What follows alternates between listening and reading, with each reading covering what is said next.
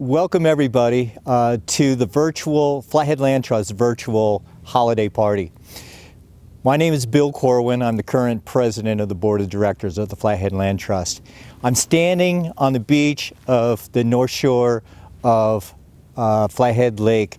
The property is going to be the Summers Beach Conservation Project that we're working on, that I'm sure you've heard about, read about in the paper, and very exciting.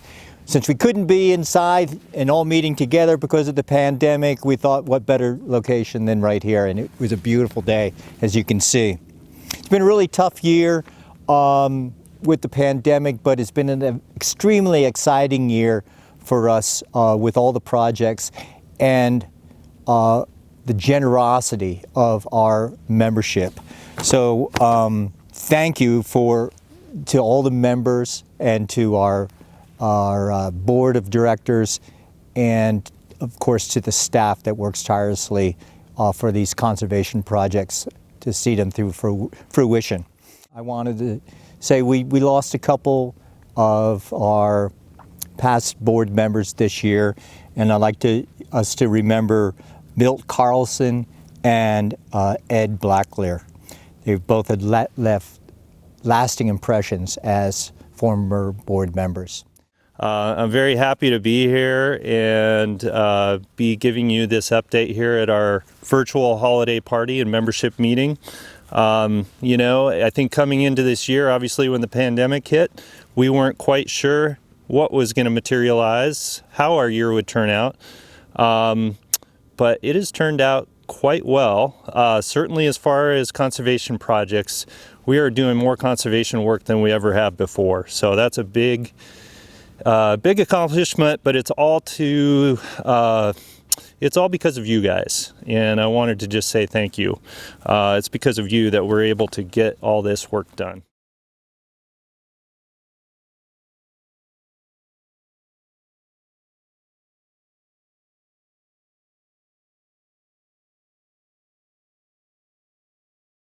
This year, we also made incredible progress with our partnership with the Slider family to conserve their property, the well-loved Summers Beach on the North Shore of Flathead Lake, right where we're at as we speak. In order to protect this special place from future private development and secure much-needed new public access on Flathead Lake, a Montana State Park offers our best opportunity to do so. We have been floored by the many public comments submitted to us and to Montana Fish, Wildlife, and Parks showing just how important this place is to many of you. The State Land Board will make their decision to approve the project on December 21st, and we continue to work with the state towards purchase of this site as a new state park. The Bad Rock Canyon Conservation Project is our biggest effort right now as we work with our partner Montana Fish, Wildlife, and Parks to purchase just under 800 acres of phenomenal wildlife habitat near Columbia Falls, which will become a public accessible wildlife management area. For many years, we and our partners have placed a high priority on conserving that property, and we finally have the opportunity to do so, and we couldn't be more excited. The Bad Rock Canyon Project borders 1.6 miles of the Flathead River and contains 700 acres of healthy riparian forest, 80 acres of wetlands, and a mile of Warm Spring Creek. It is located at a focal point of landscape connectivity just downstream of Bad Rock Canyon. This strategically located land provides important habitat for a variety of wildlife, including grizzly bears and 43 species of greatest conservation need. It also provides winter range for elk and white-tailed deer. This project will create new public access and recreational opportunities right next door to Columbia Falls, as the land will be owned and managed by Fish, Wildlife, and Parks in the future. The agency will seek public input on the types of potential public access opportunities, such as a trail for hikers, bikers, and bird watchers, and the continuation of the youth and disabled hunting opportunities for deer and elk that occur there now through block management. Your help will be critical in our ability to purchase this property and see it protected forever. We and our partners need to raise approximately $500,000 by the end of next year, and we're hoping to have the funding committed by next August. It's not much time, I know, but we're well on our way, with many generous individuals already stepping up in big ways. We hope many of you will be able to help too. You can find out more about the Bad Rock Canyon Project and the Summers Beach Project on our website and how you can donate to either of those projects. So again, I want to thank everyone who donated or who has supported us this past year. It's been very exciting to see the amount of conservation work that we've been able to get done with your help. So now I'm going to switch gears here, and we are going to give the Flathead Land Trust Conservation Leadership Award for 2020 to two very deserving recipients. All right. The first award goes to Marilyn Wood. Marilyn grew up in Nevada, riding horses and developing a love of the outdoors. After receiving her bachelor's in biology at the University of Nevada, Reno, she came to Montana and earned a master's degree at Montana State University, studying the impacts to the ecology of Yellowstone National Park from wildfires. In 1983, she began working for Montana Fish, Wildlife and Parks as a wildlife biologist, documenting habitat loss due to impacts from hydroelectric facilities in northwest Montana.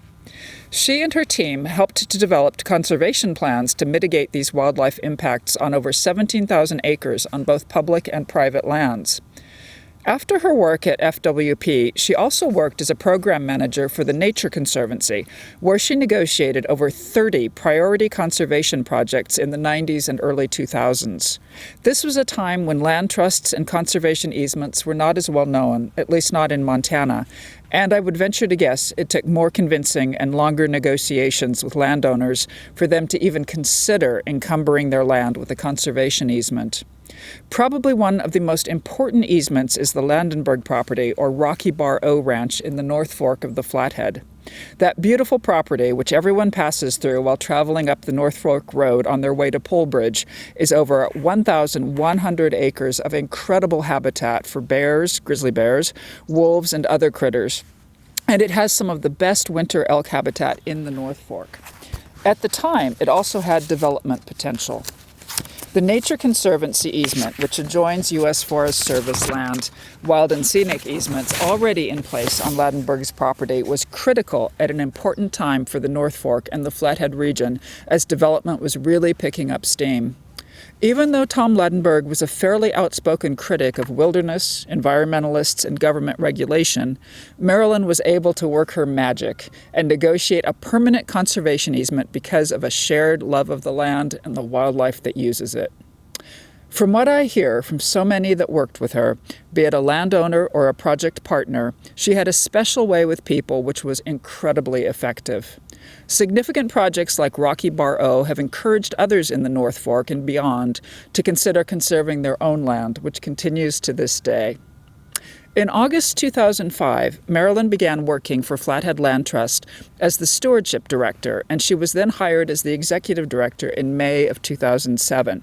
Marilyn led the organization as executive director until June 2013. Along with many significant conservation easements that were inked during her leadership at the organization, probably one of her biggest achievements was getting the Flathead River to Lake initiative started in the mid-2000s, along with Gail Bissell and others. Gail Bissell, who received the Flathead Leadership Award last year, wanted to share some history and comments about Marilyn.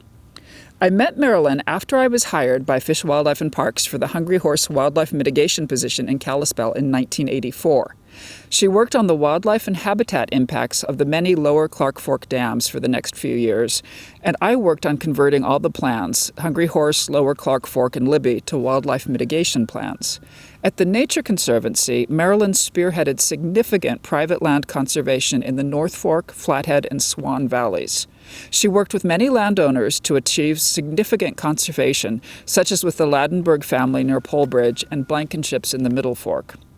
Around 2006, Susan Howe, Marilyn, Robin Steincross, and Constanza helped pull together a core group to develop Flathead Land Trust's Habitat Strategic Plan. We had the benefit of all the work of Constanza on critical lands in place. At that meeting, we talked about a conservation strategy along the main stem of the Flathead River from Columbia Falls to the north shore of Flathead Lake. It was Marilyn who said, "Let's call this the Flathead River to Lake Initiative." That was the moment the River to Lake initiative was born, and of course that's where we're standing now. I would say the collaboration that followed, first under Susan Howe's leadership and then Marilyn's at Flathead Land Trust, motivated and encouraged outrageously complicated and convoluted new funding strategies that brought millions of dollars to Flathead Valley farmers for private land conservation easements. I have to give Marilyn most, if not all, of the credit for our first North Shore acquisition, the Miller property, and then bringing Daryl Worm around to work with Fish, Wildlife and Parks. She set those projects up, helping with funding, and smoothed things over with the landowners. I am eternally grateful for that, as those early efforts led to more Fish, Wildlife and Parks acquisitions. So that's the end of Gail's comments. Through her committed work while at Flathead Land Trust and in the years since, Marilyn has worked her magic to get important conservation efforts moving forward, which have found a large amount of success. Many of the richest, most vibrant wild places of northwestern Montana are conserved in perpetuity because of her rare mix of biological knowledge, skills at relating to just about anyone, and determined optimism. And for that, we owe Marilyn a huge debt of gratitude. Marilyn? Woo! There you go. All right. Well, thank you guys very much. I was so surprised when you called last week. I was really stunned. And as people know me, they would know that I'm not normally speechless, but I am very speechless today. But I want to say one thing, and you couldn't have picked a better spot for me. This North Shore means so much to me. And I'm so grateful to everybody that's continuing all the efforts to protect this area. So good luck in the future. If I can help in any way, thank you again. Thank you. Thank you, Marilyn. Thank you. Okay, our second recipient of the 2020 Flathead Land Trust Conservation Leadership Award is Susan Howe. Susan grew up in a farming family as a fourth-generation Nebraskan. She went on to graduate with a BS degree from the University of Nebraska-Lincoln Northeast, and then received an MS in biology ecology from Bucknell University in Lewisburg, Pennsylvania. Her graduate research focused on the interactions of the goldenrod and the gall-forming fly whose larvae inhabit the galls. In her research, she said, doesn't lend itself to sparkling conservation, but it changed my entire outlook on the world around me. All living things are bound up together in a tremendous process that we have only the smallest notion about. It is essential to every creature's well-being, including ourselves, that we carefully consider our interactions in the landscape. She also worked for almost a decade as an agricultural editor and freelance writer of The Land, a Minnesota agricultural publication. Susan came to the Flathead Valley with her family in the 1990s and served as Flathead County Extension Agent. She was hired as the Executive Director for the Flathead Land Trust in January 1998 and led the organization until May 2003. As sole employee for the most of the period, she built the organization from assets of less than $20,000 to over $200,000 and developed conservation projects valued at more than $3 million. She's also responsible for negotiating and inking some of the first large agricultural easements in the Flathead Valley. In addition to the Flathead Land Trust, Susan has given back to this community and its landscape in many ways, including as a member of the Glacier Institute Board of Directors, co-founder and advisor to Project Free Flow, a water quality stream monitoring program for students K through 12, Montana Conservation Voters Education Fund, and much more. She currently works as a conservation consultant, advising nonprofit organizations on land and watershed conservation strategy, and is owner of Sunriff Media, LLC. Freelance writing and photography, bringing light to the environment and human concerns. Bill Dakin, who served on the Flathead Land Trust Board during Susan's time and is also a past recipient of the Flathead Leadership Award, wanted to share his thoughts about Susan. Susan Howe is one of the parents of the Flathead Land Trust. She was our first, although poorly paid, executive director. When she came, the organization was in its adolescence and she guided us to young adulthood. Fortunately for us, Susan's concept of part-time was very liberal. She donated uncountable hours because our resources were so small. Her great achievements as executive director was to utilize her talents, determination, and her character to give the young organization credibility. Credibility not only with some foundations to provide seed money, but with project funding sources that are always initially wary and an applicant's legitimacy and commitment. They learned, working with Susan, that we were legitimate and committed, and that the projects we proposed were of high merit for conservation funding. They learned that we would work tirelessly to see projects finished. Today, we, the Flathead Land Trust, are fully accredited and broadly admired for getting visionary things accomplished. A huge reason for this is because of Susan Howe's dedication and influence in her, until now, underappreciated stint as one of our brightest guiding lights. Gail Bissell, who also worked with Susan, adds, Susan was an eternal optimist and a force. Once we got the science figured out, the agency people educated, she got the funding train moving, and it has continued ever since. But it was not easy. It was visionary. I myself had the pleasure of working with Susan Howe on many projects, and it is my pleasure to present the Conservation Leadership Award to Susan Howe.